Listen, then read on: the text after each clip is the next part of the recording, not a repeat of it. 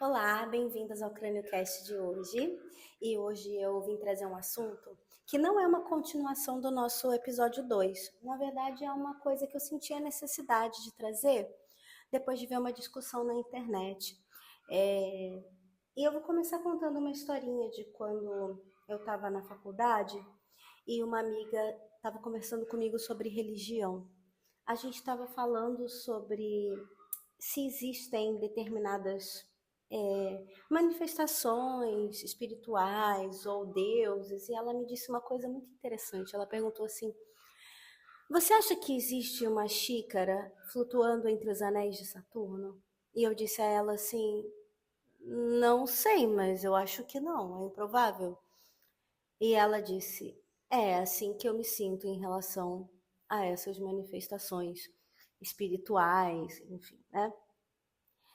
E a gente diz, né, que essas questões são questão de fé, né? Você tem que ter fé naquilo, você tem que ter fé que aquilo existe, que aquilo acontece, porque não tem como provar e é muito improvável, né? É uma coisa que, se você fosse pensar nas reais probabilidades daquilo, vocês iam perceber que, pela lógica, não tem, né? E o assunto de hoje é possível ter um relacionamento saudável com um homem? E eu também estou trazendo esse assunto. Eu tinha dito que ele não é muito conectado com o episódio 2, mas na verdade, agora pensando, ele é sim, porque eu tinha colocado, né, no Threads um tópico sobre o que ainda faz as mulheres se relacionarem com homens, e foi isso que gerou toda a ideia do segundo episódio. É, Mas esse assunto tem a ver com esse relacionamento, né, com homens, essa coisa da gente se relacionar com homens, e será que é possível ter um relacionamento bom e saudável com esses homens? Bom, primeiro tópico que eu gostaria de abordar é a nossa necessidade de se ver num relacionamento, né? Nossa necessidade enquanto mulheres de entender a nossa existência através de uma história de relação. Eu falei sobre isso no CrânioCast passado. Eu falei sobre como nós entendemos que nossa existência só será validada, só será efetivada através de uma história onde existe uma relação romântica, né? Isso também acontece com mulheres que se relacionam com mulheres, mas mulheres são treinadas para entender que é através de uma parceria, de um relacionamento romântico, que a sua existência vai, enfim, se justificar ou ser frutífera, ou que ela vai atingir ali o auge, né, da sua experiência humana. E isso é uma educação que é direcionada só para mulheres, né? Pelo motivo de que os homens e a supremacia masculina precisa que as mulheres queiram entrar nesse contrato. Né? Porque agora que as mulheres, existe alguma possibilidade das mulheres sobreviverem sem precisar de um homem para bancá-las, né, financeiramente, ou para permitir a sua existência na sociedade, né, a gente consegue sobreviver aí, né, ter o mínimo para viver sem um homem possibilitando isso. Como é que a supremacia masculina garante o acesso dos homens aos nossos corpos, ao nosso trabalho, né? Se agora a gente pode, teoricamente, escolher não casar. A gente vai ter essa ideia aí, que é uma ideia muito recente, né? Só vocês fazerem pesquisas aí sobre a história do amor romântico, a invenção do amor romântico, é uma história muito recente de que as mulheres, né, de que existe um amor, né, um amor é, entre dois seres humanos dentro desse molde do romance, né, que seria um amor que é o objetivo da vida da mulher, né? É, e isso pegou muito bem para nós mulheres, por vários motivos. Né? E essa educação, essa pedagogia da falta, né? Essa pedagogia de ser o outro, de ser o objeto quando o homem é sujeito, ela é muito forte para nós, a ponto de eu receber essas respostas. Se eu não me relacionar com um homem, eu sendo hétero, eu vou me relacionar com quem? Então, tem várias camadas aí que eu gostaria de destrinchar com vocês, mulheres, sobre como se relacionar, se é para se relacionar, né? É para a gente se relacionar só com mulheres, né? Se o desejo não, não aponta para isso? Eu acho que não, né? Eu acho que desejo é uma coisa que está muito fora do que a gente consegue realmente moldar depois de adulta. Eu não acho que o desejo seja algo que você nasce com ele só. Eu acho que o desejo ele é moldado. Eu acho que a gente aprende o que a gente deve gostar. Mas eu acho que depois de determinado momento da vida fica muito difícil a gente realmente se remoldar totalmente. Eu acho que durante a nossa infância, nossos anos formativos, a gente tem é, algo que se solidifica bastante, né? Do que a gente vai querer e preferir. E é claro que a gente tem outras questões aí que não tem tanto a ver com criação, né? Tem mais a ver com a nossa genética ou como a gente nasce, né? Como vocês quiserem entender. Então, é uma convergência de fatores. Então, eu não acho que fingir lesbianismo ou forçar lesbianismo é a solução, nem para mulheres que se entendem como heterossexuais, né? E nem também não é bom para as mulheres que são bissexuais e lésbicas e que de fato querem se relacionar com mulheres, porque isso acaba gerando muitas feridas, muitas dores, né? Nessas mulheres que já estão em uma situação que é de exceção e de exclusão, né? Dentro da heterossexualidade compulsória. Então, não é isso que eu proponho. E eu acho que é uma visão muito rasa, né? Quando eu proponho que. Quando eu questiono, né? Nosso relacionamento com homens e as mulheres vêm falar, então é para me relacionar com mulher?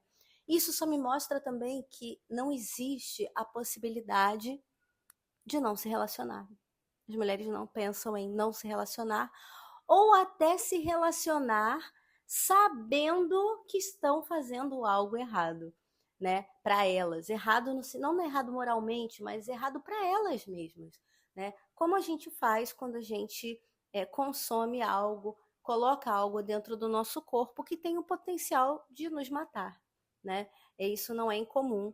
Muitas vezes a gente faz essas escolhas. Eu costumo comparar com um fumante, por exemplo, né? Uma pessoa que fuma muito, né? Ou que fuma cigarros constantemente, ela sabe que aquilo ali faz mal para ela. Ela sabe que aquilo ali fede, que aquilo ali vai deixar o dente dela amarelo, o dedo dela amarelo, que aquilo tem uma chance muito grande de causar câncer nela, que aquilo é incômodo para as pessoas ao redor, mas ela continua fazendo do mesmo jeito consciente, porque para ela o prazer que ela sente com aquilo supera, né, o instinto de autopreservação dela ou a ideia que ela tem de, é, de conservação mesmo da sua integridade física. Então, eu acredito que a gente possa se relacionar com homens sabendo que é uma coisa que vai nos fazer mal a curto ou longo prazo, né? Não tentando cair nesta falácia, neste conto de que existem bons homens, porque não existem. Nós sabemos que não existem, né? Você que está escutando esse podcast, você sabe que não existe um homem bom. Você com certeza sabe disso. Você sabe que os homens eles podem ser bons. Eles podem ser bons até determinado ponto, né? Até o momento que eles não são mais, porque eles podem não ser. É uma arma que eles têm guardada dentro de uma gaveta. Isso os que não usam essa arma o tempo inteiro, né? Eles podem nunca vir a usar essa arma, mas eles a têm. E eles são ensinados a usar. E eles são estimulados constantemente por seus pares, pela mídia, pela sociedade, a usar essa arma. No momento em que eles entenderem que eles devem usar essa arma, eles vão usar, né? Alguns homens morrem antes de chegar a usar essa arma. Alguns homens realmente nunca vêm a usar, mas todo relacionamento que a gente tem com o homem é um eterno pagar para ver, né? Você vai pagar para ver. Eu me lembro que eu vi um filme que era uma série que era sobre um cara que tinha tigres em casa, que andava com tigre, abraçava tigre. E eu falo no meu threads, né? Já falei.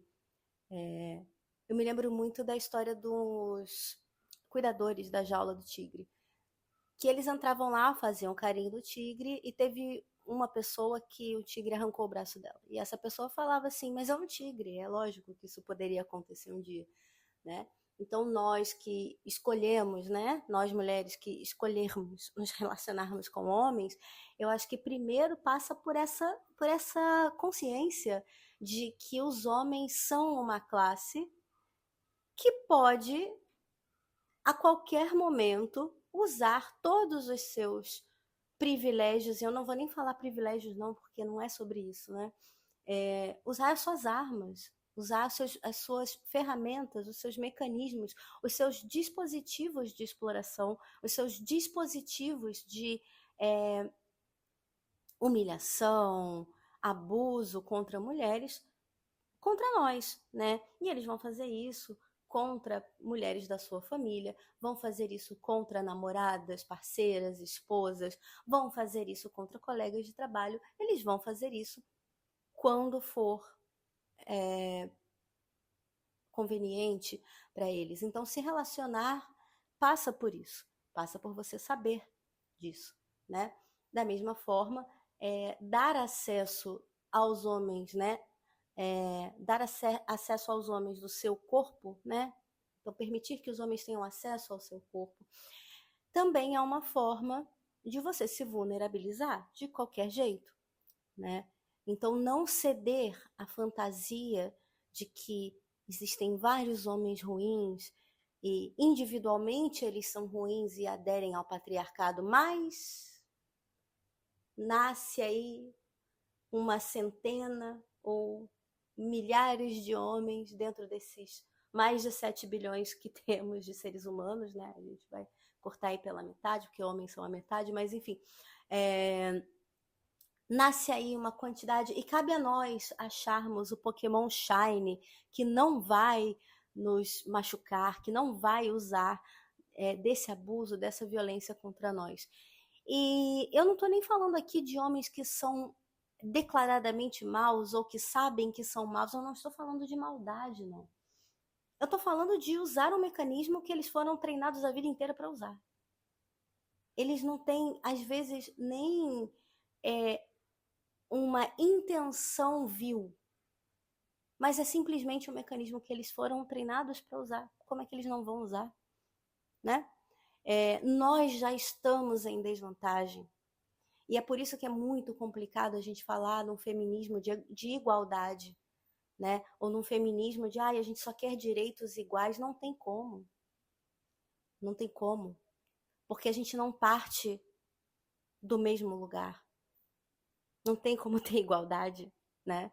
Porque se a gente tem igualdade, os dois exploram, os dois oprimem. Não é que um ganha mais e o outro ganha menos, não. É que para um ganhar mais, o outro tem que ganhar menos. Então não tem como ser igual. Esse sistema não se sustenta, entendeu?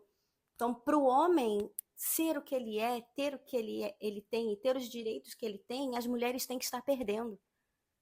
E eu não estou dizendo isso porque tirei da minha cabeça, isso é a nossa realidade, vocês sabem disso, enquanto mulheres, né?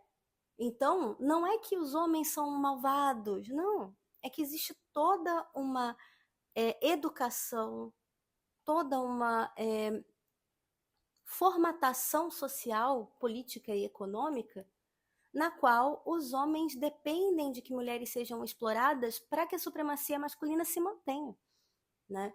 Então, não é uma questão individual, não é encontrar um homem bom. O homem vai agir como um homem bom até ele não agir mais, né? Então isso não existe. Você pode pensar, né, eu brinco que são as domadoras de homem. Tem várias mulheres que acreditam que elas conseguem, através de manipulação, através de agir de uma forma diferente, quebrar o jogo por dentro, né? Conseguem, de repente, manipular esse homem a ponto de ele fazer o que ela quer, conseguem, talvez numa esfera individual, com alguns homens isso funcione por algum tempo, né? Mas o homem ainda está tendo acesso a você, ainda está tendo acesso ao seu corpo, né? Ele ainda está te penetrando, e a gente sabe, eu vou falar isso no podcast, mas já falei no Threads, a penetração é a conquista de território para o homem, né? Você ainda de alguma forma está numa relação com uma pessoa que te entende como alguém inferior a ele, né? É uma relação assimétrica, sempre vai ser. Então, não acredito nessas mulheres que dizem, ai, não, porque eu ajo dessa forma e o homem come na minha mão. Até o dia que ele te bota uma bala na cabeça, né? Até o dia que ele decide não fazer mais isso, né? Se ele for um cara imprevisível, de repente isso pode acontecer.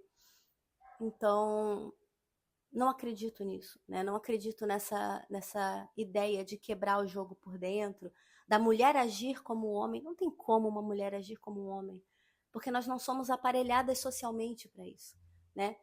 Tanto que a gente vê exemplos na sociedade que a pior mulher na visão de um homem é uma mulher que age exatamente como eles, né? É o pior tipo de ser humano. Toda mulher que age como um homem dentro da sociedade, né? Dentro do ambiente familiar, né? Uma mãe que age como um pai é uma péssima mãe, né? Segundo a sociedade, né? Uma mulher que dentro de uma relação romântica faz coisas que os homens fazem, ela é uma mulher aí condenável, né? E às vezes ela só está fazendo o que qualquer homem médio faz. Então, isso não existe, né? Isso não é real.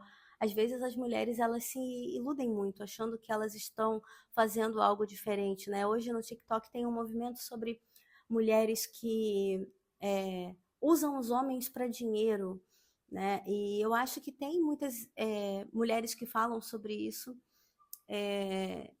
com muitos conselhos e muitas falas interessantes, porém, elas ainda estão dando acesso ao corpo delas para esses homens e ainda estão vivendo de uma forma que eu não considero soberana.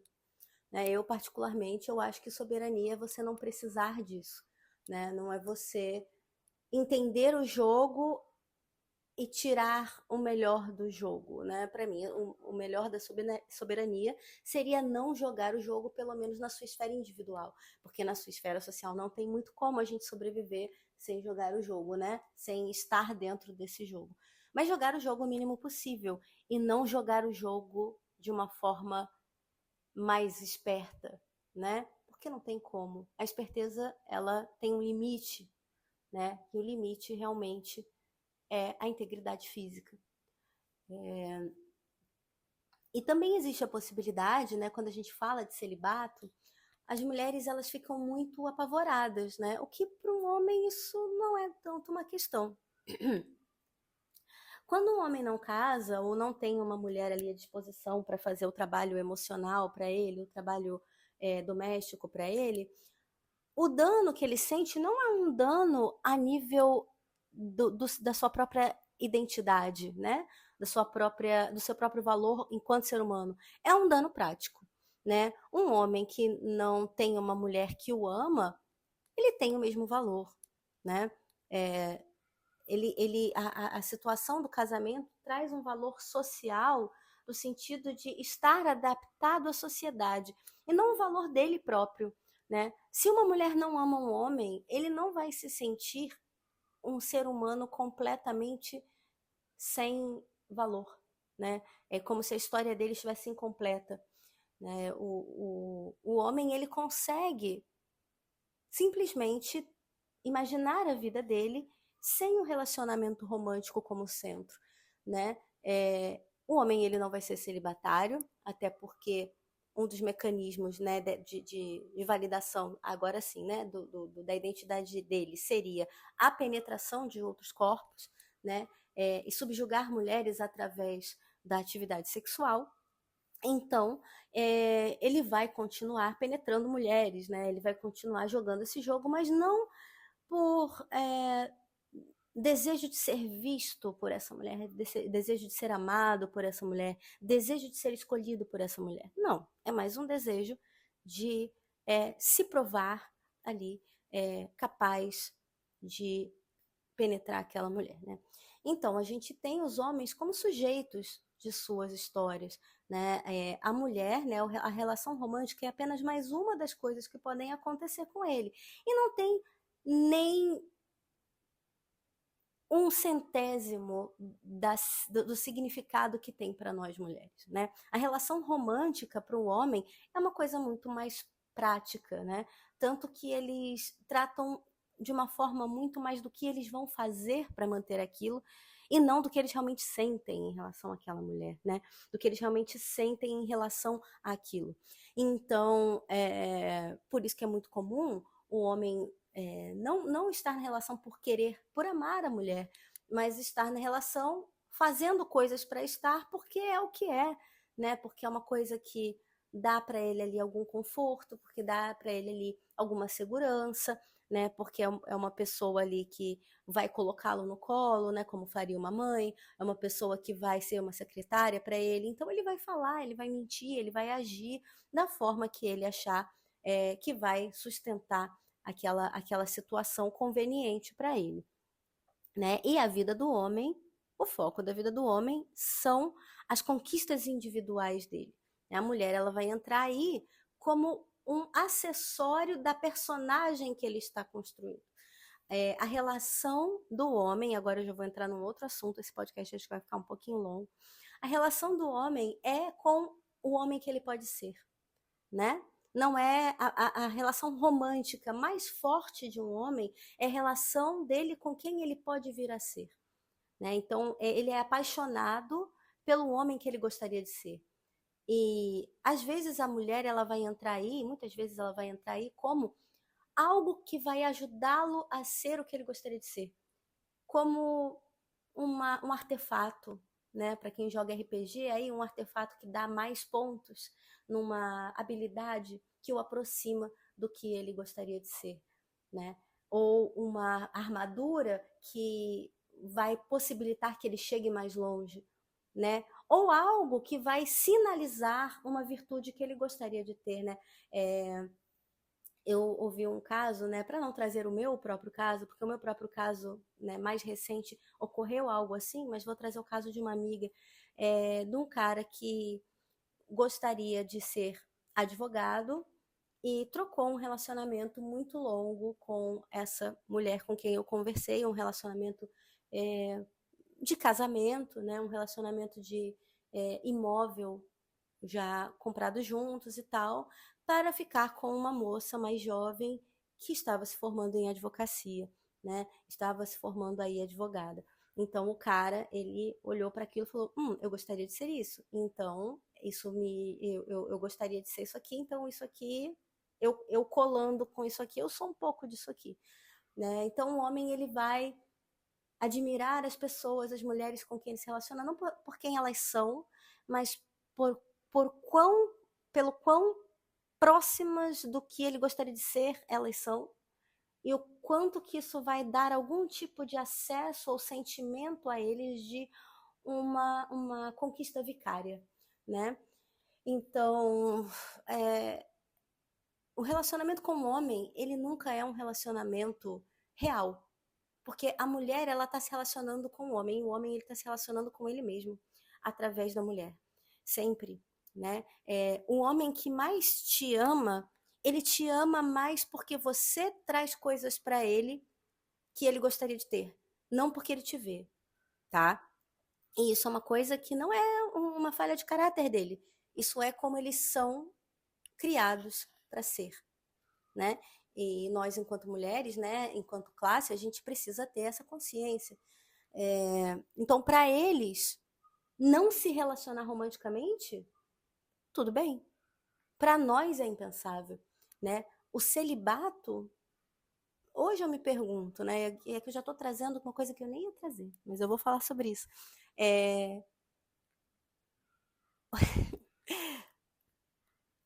As experiências sexuais de mulheres com homens costumam ser muito baseadas no desejo que o homem sente pelas mulheres, né? Então, assim, nós mulheres temos muito desejo e muita excitação sexual quando somos desejadas e escolhidas, né? Tanto que para muitas de nós é muito importante ser bonita e gostosa, se sentir bonita e gostosa, independente de como nós sejamos, se nós somos padrões, somos padrão ou não, perdão, se nós somos padrão ou não. Né? Eu vejo um movimento muito interessante, né? Que para mim é um giro de 360 graus, ou seja, você faz uma jornada para parar no mesmo lugar, né? Das mulheres que querem se sentir bonitas e gostosas e empoderadas, e então para elas se sentir bem com elas mesmas é se sentir bonita. Mesmo que elas não sejam padrão, elas fazem esse movimento aí de se exporem, de se sexualizarem e de se hipersexualizarem, né? Porque isso seria o ápice da autovalorização de uma mulher, né? E o que significa isso? Isso significa realmente ser desejável, ser, né, penetrável.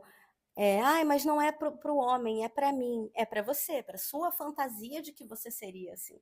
Né? Não necessariamente você vai concretizar essa fantasia, mas a fantasia está rolando dentro de você. Né? Então a mulher ela não consegue imaginar o sucesso pessoal sendo feia e não gostosa, né? Pensando, não sou gostosa, não sou bonita. E aí? Se ela não se sente bonita, não se sente gostosa, ela não tem valor, né? Algo que os homens não têm essa necessidade de se sentirem bonitos e gostosos para uma mulher, para eles poderem se sentir valorizados, né? Dentro dos parâmetros femininos. Até porque a gente sabe que os homens não estão buscando os parâmetros femininos de beleza, eles estão procurando outros parâmetros aí de aparência, que tem muito mais a ver com como os homens se veem, né? Como eles aparentam no olhar do outro homem. Então, nós mulheres, se a gente for tentar descentralizar o homem até no nosso prazer, né? A gente vai entender que muitas das nossas práticas que a gente entende que gosta, a gente tem que pensar por que a gente gosta. O gostar não é soberano, o gostar não é místico e fora de nós, ele é construído. Por que tantas mulheres têm interesse em práticas como BDSM, por exemplo, né? Enforcamento, tapas, ou mesmo penetração em lugares onde sentem dor, né? Por que para as mulheres é tão fácil misturar a dor e o prazer, né? A gente precisa entender por que isso acontece, questionar isso sim, tá? Porque não questionar as suas preferências individuais é muito conveniente para o liberalismo, né? Assim, a gente acaba se tornando consumidores que não pensam por que a gente quer consumir aquilo, né? E passa também por entender o que a gente realmente gosta, né? Talvez o celibato seja uma oportunidade para as mulheres entenderem, sem homens, onde está o meu prazer? Onde está o prazer do meu corpo? E as mulheres se darem prazer, né? Aprenderem a se darem prazer. Porque não se enganem, os homens estão se masturbando com o corpo de vocês, eles não estão fazendo sexo com vocês. Eles não estão, apesar da maioria dos homens com quem vocês vão se relacionar sexualmente, eles não estão trocando com você. Não, eles estão usando você, o seu corpo, como um acessório de masturbação. Eles conhecem, eles só querem saber do próprio prazer, né? Muitas vezes, até quando eles emulam e performam quererem o seu prazer, tem muito mais a ver com uma estratégia de te dominar melhor, né? Uma estratégia de se sentir um cara mais comedor. E não necessariamente o que você quer, né? Eu acho que isso também daria muito pano para manga para um próximo podcast. Então, eu acho que o celibato, né, no caso de não se relacionar sexualmente com homens, abre muitas portas para que as mulheres descubram sobre o próprio corpo, sobre o próprio prazer, né? É, e se realmente o sexo é tão importante na vida delas assim. Porque muitas vezes a gente se hipersexualiza, né? E entende que o sexo é uma forma de ser amada. Quando na verdade o homem não está amando você quando ele faz sexo com você. Muitas vezes eles até passam a te odiar, eles sentem uma repulsa instintiva, instantânea depois do sexo. E isso é algo documentado, depois eu falo sobre isso. Quando o homem faz sexo com você, isso não significa que ele está te escolhendo ou te desejando. É, tem uma frase, acho que o nome da modelo era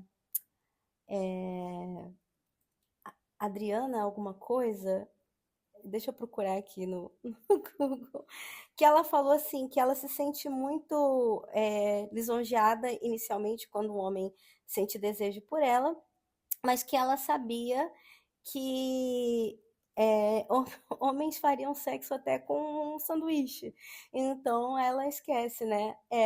Ela fala, é a Adriana Lima, ela fala que ela ficava muito lisonjeada quando sabia que os homens a desejavam, mas aí ela lembrava que um homem também faria sexo com o McChicken. Então ela não deixa isso subir a cabeça. Então essa é a questão, entendeu? Um homem ele faria sexo com qualquer coisa, né? A gente vê que eles fazem sexo com cadáveres, com colostomia, com qualquer buraco. Então, assim, não pensem vocês que quando um homem está levando vocês para a cama, levando vocês para jantar, pagando, te dando dinheiro, fazendo o pix para você, ou apresentando você para a família, transando com você e sumindo, né? Tipo assim, pô, mas ele fez tanta coisa por mim, né? Ele me apresentou e tudo, e agora a gente transou algumas vezes, ele foi embora, ele me deu gosto, não sei o quê, porque ele não liga, gente. É porque ele não liga. Na verdade, ele fez tudo isso porque ele sabe que é o que ele precisa fazer. Ele não entende relações humanas como vocês entendem. Os homens, eles são transacionais, eles fazem o que é preciso para atingir um objetivo. E esse objetivo visa o melhor para eles. Nós mulheres somos criadas para entender o mundo pela lente da parceria. Eles não. A parceria que eles têm com vocês é para beneficiar a eles, não é para construir algo junto. Você é como um funcionário. O construir algo junto com você, para eles, é tipo, eu tenho uma boa funcionária. Entenderam? Espero que vocês entendam.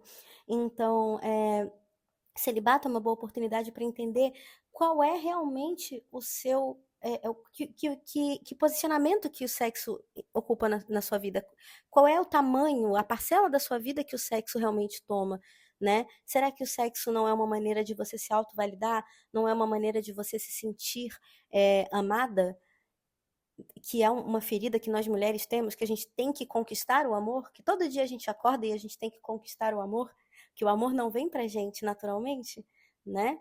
O amor é algo pelo qual a mulher tem que lutar, sendo uma boa mulher, sendo bonita, sendo gostosa, sendo sempre nova, não sendo uma mulher chata, sendo uma mulher de valor, sendo uma dama na sociedade, uma puta na cama, mas não muito puta, mas não muito dama, né? Não sendo emocional demais. A gente tem que, né? Isso tudo a gente faz para que um homem olhe pra gente e fale, valeria a pena aquilo ali, né? Então é uma boa. Por que não considerar o celibato, né? Então, eu acho que é muito importante que nós mulheres, né, que ainda temos algum tipo de apego à ideia de que existe algum homem bom que vá ser diferente com a gente, eu acho que é muito importante que a gente não alimente isso em nós e nem nas outras, né? Porque esse apego ele acontece de vez em quando, volta e meia, né, as mulheres com quem eu convivi, eu também, né, porque já me relacionei com homens, eu me pego, ai, nossa, né, poxa, queria me relacionar com uma pessoa assim, fantasiando, porque afinal de contas eu tô sujeita às mesmas coisas que todo mundo. Eu consumo as mesmas mídias, eu escuto as mesmas músicas, então eu fico ali, nossa, né, queria que essa pessoa me escolhesse, ou então, ai, seria legal se uma pessoa me escolhesse. Eu penso, peraí, né? E aí a consciência, ela tem que ser forte. E se você, por acaso, escolhe continuar colocando esse veneno na sua vida, não diga para outras mulheres que isso não é veneno. Não engane, não participe disso. Porque não, sabe? Fala assim, não, eu estou fazendo isso aqui, mas eu sei que isso aqui pode me machucar. Faça por sua conta e risco. Né? Não vamos fingir que isso não é real. Né? Não vamos participar desse jogo, não vamos participar desse delírio coletivo, né? Porque o homem que sente como uma mulher sente é um delírio coletivo que conta com muitas frentes de ataque para se manter vivo. E uma das principais frentes de ataque são as próprias mulheres alimentando essa história, né? Então é isso, gente. Esse podcast ficou um pouquinho longo. Eu espero que vocês escutem de coração. Nossa, eu falei demais, mas eu espero que vocês tirem algo dele. E é isso. Se mantenham alertas. Um beijinho.